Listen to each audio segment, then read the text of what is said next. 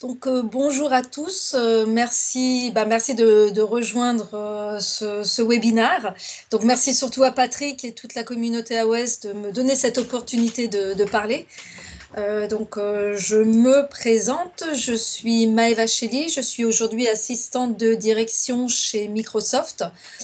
Je dédie également entre 20 et 30% de mon temps en tant qu'ambassadrice métier pour accompagner les assistantes dans leur transformation numérique et l'adoption des usages Office 365. Et à mes heures perdues, je suis également blogueuse sur une de mes passions qui sont les outils Office 365. Et je suis très bien d'annoncer que je viens de battre ce mois-ci le record des visiteurs sur mon site. Il y a eu en un mois plus de 15 000 personnes connectées. Donc voilà.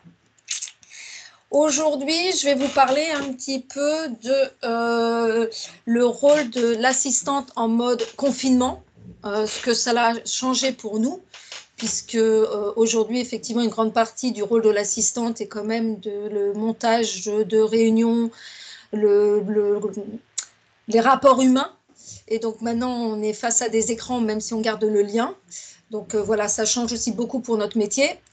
Également, ce qu'on a mis en place pour réenchanter nos réunions en mode confinement, et ce qu'on espère que l'on pourra, après ce mode-là, continuer dans cette voie-là. Et puis une petite conclusion, enfin, pour finir. Donc, on va passer d'abord en mode être assistante en mode confinement. Qu'est-ce que ça veut dire? Ça veut dire qu'au départ, on perd un petit peu ses repères. J'ai la chance de travailler dans une entreprise qui veille sur le bien-être des employés. Donc, effectivement, dès le départ, on a été prise en main, on a eu beaucoup de communication, on a mis en place de nouvelles gouvernances pour notre quotidien. Mais ça n'a pas tout à fait suffi pour chaque personne, parce que habitué aujourd'hui à faire du télétravail 2 jours par semaine, c'est facile, on gagne en efficacité, en productivité. Je me suis dit que voilà, passer en mode confinement sans avoir devant moi une échéance de temps, ça allait être facile. Et puis je me suis vite aperçue que c'était le contraire, parce qu'il y a une grande différence entre la flexibilité de travailler à distance quand on veut et la situation que nous vivons aujourd'hui actuellement, c'est-à-dire en mode imposé. On perd ses repères avec l'espace-temps, avec le travail, avec la famille.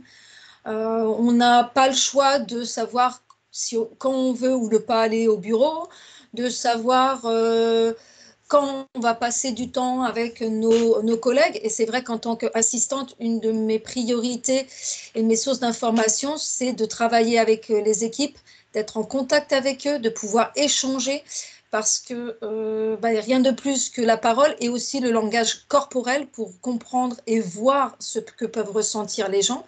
Donc aujourd'hui, à travers des écrans, c'est beaucoup moins facile de rester productif, parce qu'effectivement, quand on travaille avec la maison, avec des contraintes familiales, moi j'ai la chance d'avoir un garçon qui a 22 ans, donc pas devoir m'en occuper, mais par contre la malchance d'avoir eu un conjoint qui a attrapé le Covid, et donc 5 semaines d'arrêt. Il a juste repris là mardi, et c'est vrai qu'en ce mode de confinement, on ne sait pas très bien gérer la situation, on n'a pas d'informations, donc avec des débuts très difficiles. On se dit qu'au bout de 15 jours, c'est fini. Et puis au final, ça revient, et les médecins sont incapables de prévoir et de dire ce qui va en place. Mais bon, il y a quand même autour de nous de la solidarité humaine, et c'est ce qui est très agréable aujourd'hui dans ce mode confinement, et j'espère que ça restera après. Donc également d'avoir un équilibre entre mes activités professionnelles et m'occuper donc du coup de mon conjoint, et de garder et préserver du temps pour moi. Il a fallu aussi, dès le départ, mettre en place un nouveau rythme de travail. Parce qu'au début, j'étais totalement inefficace. Dès les premiers temps, du coup, je me suis dit, je me mets en mode, je travaille.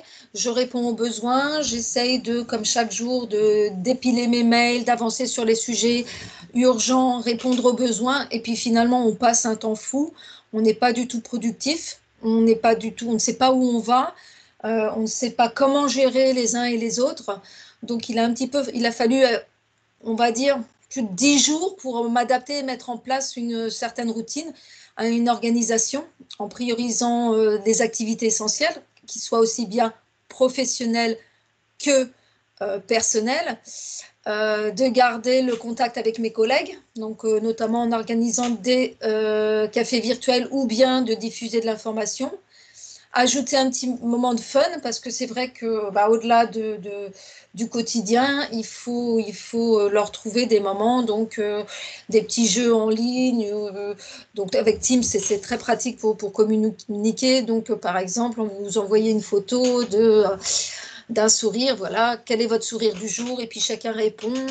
Ou bien j'essaye de trouver à peu près 2 à 3 fois par semaine des travaux manuels à mettre en place pour des moments de récréation entre les enfants et les parents. Donc, ne serait-ce qu'hier, de mettre en place comment, à travers un jeu ludique, de créer de la pâte à modeler qui se mange. Donc voilà, trouver plein de petites choses qui permettent de garder du lien et permettent, en ce mode de confinement, de faire en sorte que les gens ne soient pas rivés sur leurs écrans et qu'ils puissent un petit peu, par des moments, garder le lien avec leur famille. Pour un exemple de routine, qu'est-ce que j'ai mis en place? Aujourd'hui, j'ai mis le réveil à 8 heures et non plus à 5h15 comme tous les matins. Je commence par une demi-heure de sport. J'essaye d'alléger ma charge mentale et d'être plus sur le moment présent. De prendre 1 heure pour déjeuner, parce qu'en général, en mode télétravail, je suis souvent avec mon déjeuner devant mon bureau. Prendre des pauses aussi, s'imposer des pauses. J'ai mis une heure de fin à 18h30. Et après, à ce moment-là, je recommence soit à faire 1 heure de sport, soit partir marcher un petit peu pour me détendre. Donc 1 kilomètre, ça fait pas beaucoup, mais bon, une fois que vous avez fait 2, 3, 4 fois le tour du 1 kilomètre, on arrive à trouver des choses intéressantes. Également, en cette période, il faut aussi donc se diversifier, parce que comme je vous disais, le rôle d'une assistante principalement, c'est surtout une assistante de direction, c'est principalement, on va dire, entre 70 et 80% de la prise d'agenda. Donc, on n'est plus. Alors oui, il faut réinventer les agendas, oui, il faut réajuster tous les agendas, mais c'est un petit peu moindre. Donc, se dire, on reste sur le mode je reste comme on est, ou bien on se diversifie. Moi, j'ai choisi le mode de me diversifier. Donc, j'ai mis en place des programmes de sessions de formation pour les assistantes de nos clients, plus pour des ateliers pour des fédérations d'assistantes auxquelles j'appartiens. Donc, j'ai fait des sessions, j'ai dû faire 8 sessions d'1 heure, de la prise en main de Teams sur les bases, les basiques, les aider un petit peu sur le déploiement de communautés. J'en ai d'autres qui arrivent sur l'étranger, et j'en ai donc la semaine prochaine. Donc, je suis en mode vacances à partir de ce matin, mais du coup, vacances confinées fait qu'on peut être aussi comité. Donc, la semaine prochaine, j'ai aussi 4 ateliers pour justement aider les assistantes dans l'apprentissage, parce qu'il n'y a rien de plus que pratique et opportun que ce mode de confinement pour pouvoir se former, s'auto-former. Je me suis également formée. M'auto-former, donc m'auto-former pour alimenter mon blog et former pour passer des certifications. Donc, je suis très fière d'avoir passé la certification ProSci, donc au cœur de la conduite du changement en tant que change management, des certifications sur l'accessibilité. Et puis là, j'ai en projet de me certifier sur tous les outils Microsoft. Un petit clin d'œil à mon amie Lisbeth, qui d'ailleurs nous écoute, qui elle aussi est une férue des outils Office 365. Garder le lien avec mes lecteurs, donc que ce soit sur le blog ou que ce soit via les réseaux sociaux, parce qu'il faut garder le lien. C'est en mode on échange, on partage. Et puis aussi se faire plaisir. Donc, qu'est-ce qui me fait plaisir aujourd'hui? C'est une activité en parallèle que je développe.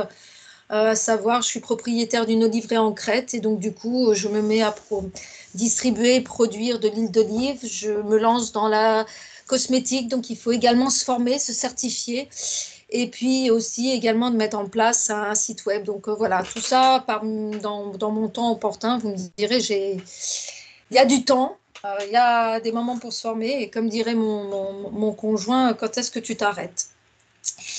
Donc, pour finir sur mon rôle d'assistante en mode confinement, on va dire qu'il m'appartient aujourd'hui d'accompagner les collaborateurs et les managers à travailler durement et différemment durant le confinement, à leur garantir des pauses, à garder le lien et à contribuer à maintenir l'énergie. Pour faire ma part, moi, donc confinée chez moi, je mets à disposition mon réseau et ma créativité. Je garde le lien quotidien avec les équipes en leur envoyant régulièrement des messages sur Teams pour prendre de leurs nouvelles. Donc, j'ai une équipe qui fait à peu près 180 personnes, donc plus d'autres personnes. Alors, je ne vous dis pas que j'envoie des messages tous les jours, mais à tout le monde, mais j'envoie au moins une dizaine de messages par jour pour garder le lien, pour leur apporter du soleil, un petit peu de sourire, parce que je ne peux pas trop les aider dans leur quotidien, mais essayer voilà, de leur faire un petit moment de pause. Et je pense qu'il est aujourd'hui très important que chaque collaborateur puisse adapter son temps pour gérer les besoins de leur quotidien et de leurs proches. Par exemple, prendre le temps nécessaire pour organiser les repas tous les midis, prendre du temps pour être avec les enfants, parce que on ne connaît pas la situation des gens. On est dans un mode confiné, donc on ne sait pas si les gens qui sont en face de nous, nos collègues, nos amis ou des gens autour de nous peuvent être dans des situations où leurs conjoints sont au chômage partiel ou ont perdu leur emploi ou des proches ont été atteints du Covid. Donc voilà, c'est quelque chose qu'on ne partage pas spécialement. Mais aujourd'hui, il faut vraiment prendre en considération que le travail, c'est important, oui. Le travail en télétravail, oui, et on le voit, on travaille beaucoup plus en télétravail, mais il faut vraiment, vraiment s'imposer des moments à soi, des moments avec nos conjoints, avec notre famille, avec nos enfants, avec nos amis. Moi, j'ai découvert les apéros virtuels. J'en fais très très souvent. Bon, j'ai de la chance, je ne bois pas d'alcool, donc ça évite le côté alcoolique. Mais je dirais que oui, sur une journée une semaine de 7 jours, on doit en faire au moins 5-6. Donc voilà. Voilà un petit peu le rôle de l'assistante en mode confinement, mon rôle.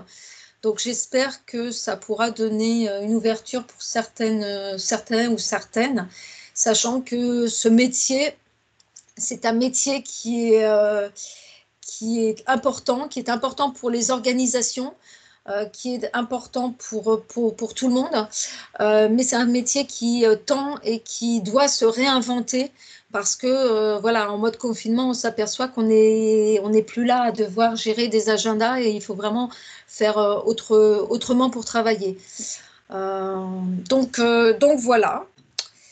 Je vais passer ensuite au mode de réunion en mode confinement. Donc, on a mis en place chez Microsoft de nouvelles manières de travailler et d'organiser ces réunions parce que je suppose que comme vous, comme nous, on est en mode réunionnite aiguë et que en mode call ou travail à la maison, finalement, on s'aperçoit qu'on en a beaucoup, beaucoup, beaucoup plus. Donc, comment gérer notre temps dans on va dire, 8 heures de travail, 8 heures, 9 heures, 10 heures. Donc, et comment faire en sorte qu'on puisse aussi travailler sur des dossiers sans être en mode tout le temps, en mode réunion, sachant qu'on est en contact régulièrement. Pour information, on a mis en place aussi au bout de 5 semaines, non, moins de 5 semaines, 3,5, 4 semaines chez Microsoft, de confinement chez Microsoft, de nouvelles, on va dire, de nouveaux modes de bonnes pratiques, à savoir essayer de réduire le temps passé sur les réunions, de mettre un début de réunion le matin et une fin de réunion le soir, et également imposer des temps de pause pour le midi. Alors, je suis désolée, il pleut, donc je vais essayer de parler plus fort parce que j'ai l'eau qui tombe sur mon Velux. Donc, comment organiser des réunions? Donc, développer de nouvelles pratiques. On se dit qu'aujourd'hui, 70% de nos réunions peuvent être remplacées par ce qu'on appelle des pre-read ou des coéditions sur un document ou un mode de whiteboard. Donc, on utilise également aujourd'hui le whiteboard sur l'autre application Microsoft, donc qui n'est pas celle qui est intégrée sur Teams, mais le whiteboard. Donc, c'est plus en mode brainstorming, on y va, on pose des petits stickers, on pose des questions et on échange. On essaye de répondre à toutes les questions dans le mode conversation. Donc, en général, il y a aussi un OneNote qui peut être créé pour le sujet type, pour la prise de notes de ce meeting. On essaye de faire en sorte que dans chaque call est inséré un agenda clair et précis avec un lien justement vers les documents ou le whiteboard, ainsi qu'un lien vers le OneNote où sera pris le compte-rendu pour qu'on puisse vraiment directement aller au cœur des actions. On sait que la réunion va servir uniquement pour validation des inputs de tous, avec 10 minutes avant de pré-alignement. On essaye de limiter donc les réunions à 20 minutes, en tout cas pas plus de 45 minutes, donc un sujet égale 20 minutes. Donc si on a 2 sujets, ben voilà, 40 minutes, on essayera de ne pas aller au-delà, sinon on repositionne une réunion. S'il y a des personnes qui dès le début ont des contraintes familiales, elles doivent le dire. Et aussi, on pose la question aux autres de le savoir, parce que ce n'est pas parce qu'il y a une réunion qu'avec ce mode de confinement, on est obligé d'assister à toutes les réunions. Alors oui, pardon, c'est parce que j'ai oublié un slide qui est passé trop vite. Voilà. Donc voilà, c'est après les réunions. Donc systématiquement, on fait des réunions courtes qu'on va partager dans l'heure, donc via le OneNote. Là, c'est pour ça qu'on va enregistrer les réunions pour ceux qui n'ont pas pu participer. Le but, c'est ce que je disais avant, c'est de pouvoir déculpabiliser les personnes qui ne peuvent pas participer à cette réunion, soit parce qu'ils doivent gérer les enfants, soit parce qu'ils ont des proches en difficulté, soit c'est parce qu'ils ont une autre réunion. Donc à ce moment-là, on a mis en place le fait d'enregistrer toutes les réunions pour que chaque personne puisse ensuite aller revoir la vidéo de cette réunion, avec un résumé à la fin de quelques minutes pour la prise de décision et les actions qui vont être les actions à prendre. Donc, comme je vous disais, donc si elle est un petit peu trop vite, de voir ma souris, elle va trop vite. Donc, on communique dès le début de la réunion les contraintes pour des personnes qui ne peuvent pas assister et donc, du coup, qui bénéficieront de l'enregistrement pour revenir sur la réunion. On limite le temps des réunions et on essaye de ne pas mettre en place des réunions de dernière minute, sauf en cas d'urgence absolue. Donc, voilà ce qu'on a mis en place pendant le mode confinement, sachant qu'on avait déjà mis en place des bonnes pratiques chez Microsoft en amont. Donc, c'était le fait de pouvoir, grâce avec Teams, d'organiser des réunions qui n'aillent pas au-delà de 1h15, notamment au niveau des comités de direction, à savoir d'utiliser Teams, d'utiliser les fichiers, d'utiliser le fait de pouvoir, en amont de chaque réunion, préparer cette réunion, mettre à disposition de tous les documents nécessaires à la réunion pour que chacun puisse prendre connaissance des réunions, s'il y a besoin d'échanger, d'utiliser le mode de conversation, pour que, une fois sur place, on y aille directement au cœur de ces réunions, des décisions à prendre, des actions à mener. Donc, Donc, voilà au niveau des réunions. Et c'est vrai que le mode de réunion mis en place avant le confinement et maintenant pendant le confinement, ça a permis d'alléger notamment les agendas et surtout permis d'alléger la charge de travail de chaque personne, tant en mode charge de travail que, pardon, comme je le disais au début, d'alléger notre charge mentale et d'être plus sur le moment présent, voilà, et d'essayer de s'occuper un petit peu de soi et de nos familles.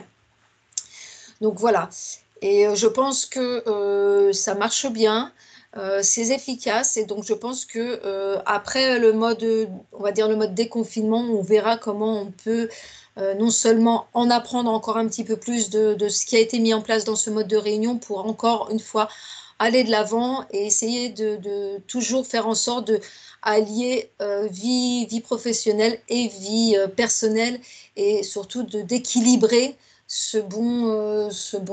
comment dirais-je, ce bon ratio. En conclusion, vous dire quoi?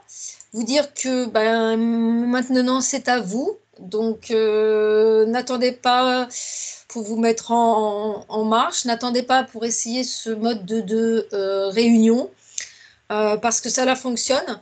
Donc si, comme tout projet, comme tout ce que l'on fait, si on attend d'avoir 5% des réponses, ou si on attend d'avoir 100% des réponses, et de se dire que ça fonctionne à 100% pour mettre les choses en place, on n'y arrive pas. Autant commencer au début. Nous, on a commencé donc ce mode de réunion dès le début du confinement. Ça a été, on va dire, long à se mettre en place, à réinventer les réunions. Là, comme je vous le disais tout à l'heure, on a aussi établi le fait de réduire le laps de temps, donc de se dire qu'on ne met pas de réunion après un certain créneau. Donc, il a fallu réaménager tous les agendas des managers et des collaborateurs pour vraiment rester dans les créneaux impartis.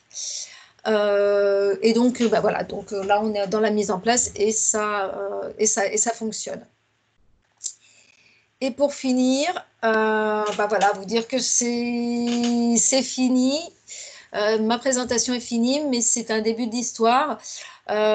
C'est bientôt le début d'une nouvelle aventure, la vie d'un déconfinement, en espérant qu'il n'y ait pas une vague de nouveau de confinement si les gens ne respectent pas les solutions, donc, et les décisions. Donc voilà, on croise les doigts. Je vous dirais, prenez soin de vous, prenez soin de vos proches. Vous pouvez me rejoindre sur LinkedIn, vous pouvez vous connecter sur mon blog, rejoindre la newsletter, et il y a plein de choses. Et si vous avez des conseils à me donner pour aller de l'avant et pour pouvoir également mettre en place de nouvelles solutions pour la simplification et gagner du temps, je suis à votre disposition. Voilà. Merci beaucoup, Maëva. C'était très intéressant. Est-ce que vous avez des questions? Voilà, ouais, c'est ce que j'allais dire. Donc, s'il y en a qui ont des questions, qui n'hésitent pas à prendre la parole.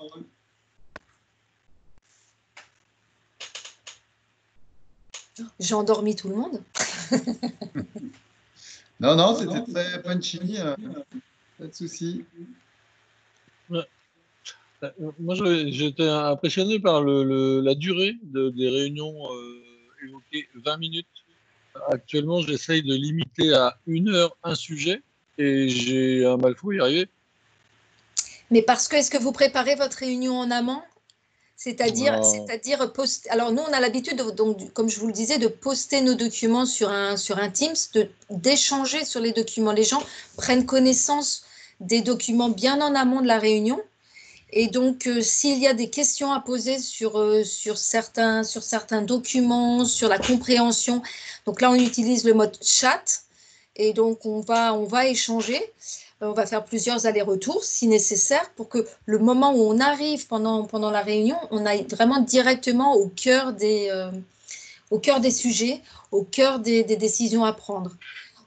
Pour information, quand on a mis ça en place, donc il y a maintenant 2 ans. Le changement, c'est pas tout de suite, hein. On a mis, pour que ça soit une bonne adoption, il a fallu vraiment 6 mois. Là, en mode confinement, on a beaucoup moins de temps, mais vraiment, c'est une nouvelle manière de travailler, hein. Donc, c'est des réflexes à avoir, c'est de se dire, ben voilà, les documents sont postés, oui, on fait un travail de pré-read, on fait un travail on va poser des questions, on va voilà, avec le whiteboard, on va utiliser les post-it, on va être en mode brainstorming. Et du coup, pendant la réunion, on réduit considérablement le temps passé en réunion. Ouais, c'est vrai qu'on n'est pas organisé comme ça. C'est clair. C'est juste une nouvelle manière de travailler.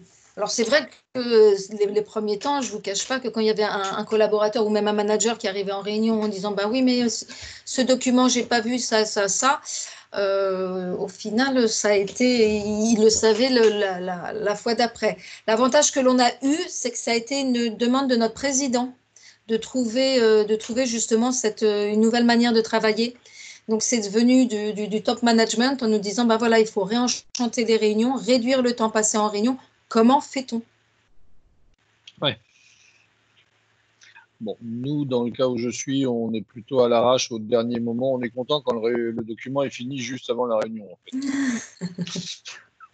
Voilà, mais en ce moment, je bosse avec Fast Track, ils sont quand même très cadrés, les mecs, c'est très industrialisé comme processus. Et donc là, on est vraiment sur un sujet, 1 heure. Et eux, ils nous ont fourni les documents bien avant, et on a quand même du mal à rester vraiment dans le cadre.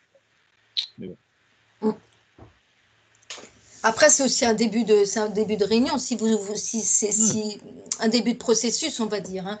Le changement vient progressivement, mais si vous avez déjà dès aujourd'hui le désir de vouloir changer et de vouloir aller dans ce sens-là, ne serait-ce que d'avoir le désir, ça ira très, très, très, très, très facilement. Après, il y a des gens qui vont être réfractaires, donc le changement sera plus difficile. Mais à partir du moment où on a envie, ça se fait naturellement. Et je vais même vous donner une petite astuce où je fais rire souvent les gens. C'est que donc chez Microsoft, nous ne sommes pas beaucoup d'assistantes. Donc, on n'assiste pas toujours à toutes les réunions. Et donc, il faut bien qu'il y ait un compte-rendu. Et donc, en général, le compte-rendu, moi, dans mes équipes, la manière dont je l'ai mis en place, c'est que c'était la dernière personne qui arrive en réunion et qui prend le compte-rendu. Eh ben, je vais vous dire, ça aussi, ça fonctionne très bien. Du coup, personne n'est plus en retard à la réunion. Il y a toujours un dernier. Mais voilà. Et donc, du coup, ça tourne. Les gens prennent chacun le compte-rendu. Du coup, on arrive à synthétiser plus facilement les comptes-rendus de réunion parce que, du coup, chaque personne qui ne sont pas aujourd'hui aptes ou ne connaissent pas la prise de réunion vont sur cette prise-là. Et en plus, comme nous sommes dans un mode de bienveillance, de cohésion, de partage, c'est vrai qu'un compte-rendu de réunion qui va être fait, il va être aussi partagé. Et si une personne n'a pas compris ou s'il y a quelque chose qu'elle a oublié, une autre personne va de facto et tout simplement aller modifier ou aller corriger le compte-rendu pour qu'il soit correct pour tout le monde, quoi. Très bien, merci beaucoup. D'autres questions? Oui, une question sur les cafés virtuels. Oui. C'est un concept qui me plaît bien. Est-ce que vous pourriez préciser ce que c'est? Donc, les cafés virtuels, donc on a instauré ça dès le départ, c'est-à-dire qu'on a mis dès le créneau. Alors, au départ, c'était tous les jours et puis on s'est aperçu que que ça prenait pas mal de contraintes. Mais les cafés virtuels, c'est vraiment sur la base de qui qui se connecte. Donc, on a mis en place dans les agendas une demi-heure de cafés virtuels, on les appelle ça des cafés virtuels. Donc, ça peut être, certaines des équipes le mettent à 9h30, d'autres le mettent après le déjeuner. Et donc, il y a un lien dans la réunion. Et voilà, et après, chacun se connecte s'il a envie. Donc, quelquefois, pendant le café virtuel, vous pouvez avoir 2-3 personnes. Le lendemain, ça peut être une dizaine. Le surlendemain, ça peut être d'autres personnes. Mais se connecte qui a envie de se connecter. il y avait cette approche-là de poser les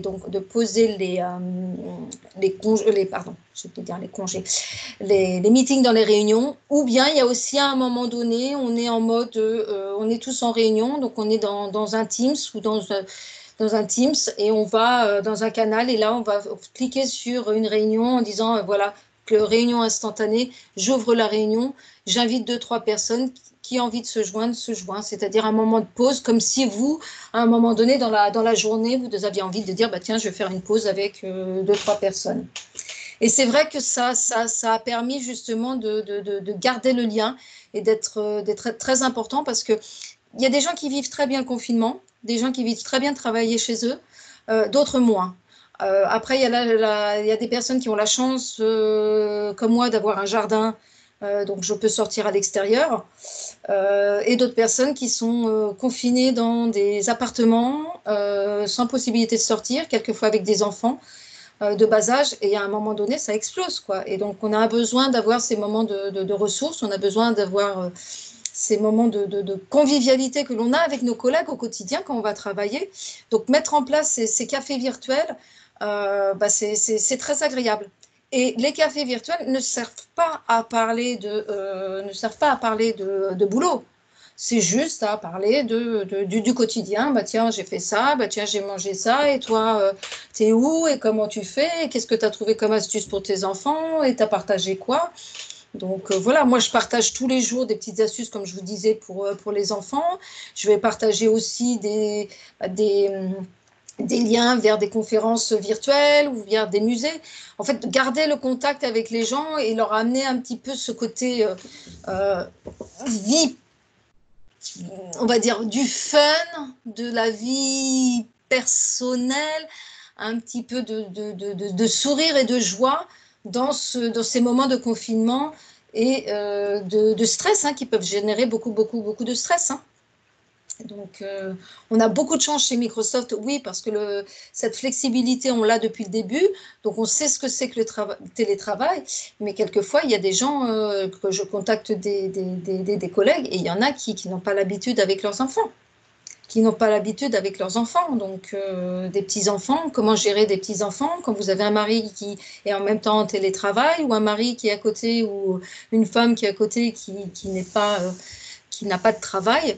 Du coup, les moments que l'on peut instituer avec ces cafés virtuels ou même apéros virtuels, il nous arrive aussi de faire des apéros virtuels entre collègues.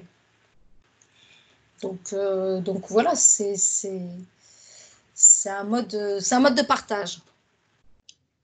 Alors, il y a deux réactions dans le chat que je te lis. Sur le café virtuel, Roberto nous fait part qu'il l'a mis en place dans leur organisation aussi avec succès. Donc, c'est quelque chose qui marche pas mal, je pense. Il y a des cafés par les petites équipes, mais aussi pour des départements complets, différentes journées. C'est une idée qui a l'air de marcher. Et il y avait une question concernant un de tes commentaires que tu as fait. Quels sont les avantages d'utiliser MS Whiteboard versus le Whiteboard dans Teams pour animer ou anticiper les réunions? Il y a plus de fonctionnalités aujourd'hui dans le whiteboard. Indépendant, l'application indépendante, tu veux dire? Voilà, ouais. C'est ça. C'est ça. Alors moi, je l'ai découvert récemment pour notamment, il y a des templates qui sont intéressants, qui sont en pré-version. Donc, je ne sais pas si tout le monde y a accès encore, mais c'est ça. Les templates où on peut poser les post-it de manière un peu organisée, pré-organisée, c'est assez sympa. Voilà, il y a des... Oui. Et c'est téléchargeable directement sur le site. Ouais.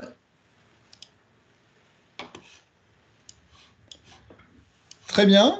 S'il n'y a plus de questions, on te remercie encore vivement, Maëva. Et puis, je t'en prie. Merci à vous surtout. Bonne suite de ton confinement. Bonnes vacances. Merci. En Californie, même si tu n'es peut-être pas tout à fait en Californie. Non, je suis un sabart. Ok. Mais incognito, donc on ne le dira pas. C'est ça. Merci à tous et prenez bien soin de vous tous. Merci à toi.